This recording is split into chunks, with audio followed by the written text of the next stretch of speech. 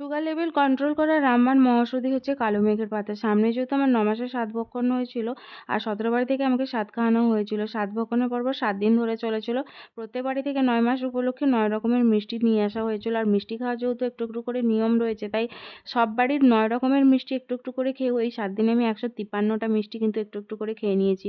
আর এখন ২-১ থেকে ৩ দিন পরেই হবে আমার হচ্ছে যে ব্লাড টেস্ট আর রিপোর্টগুলো, তাতে রয়েছে সুগার টেস্ট। এতদিন পর্যন্ত আমার সমস্ত রিপোর্ট নরমাল এসেছে। লাস্ট মোমেন্টে আমি এসে চাই না যে আমার সুগার লেভেলটা বেড়ে যাক, আবার আমাকে আলাদা করে মেডিসিন খেতে হয়। তাই ২-৩টে দিন এখন খালি পেটে কালো মেঘের পাতা খাচ্ছি।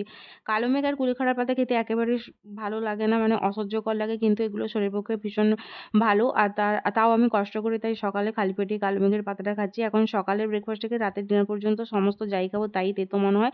কারণ এই তেতোটা পুরো গলার মধ্যে আটকে থাকে। এত ভীষণ তেতো যে হ্যান্ড ওয়াশ দিয়ে হাত ধোয়ার পর যে সমস্ত জিনিসে হাত দিই তাতেই তেতো, তেতো লাগে। তাই ভালো করে হাতটা ধুয়ে নিলাম।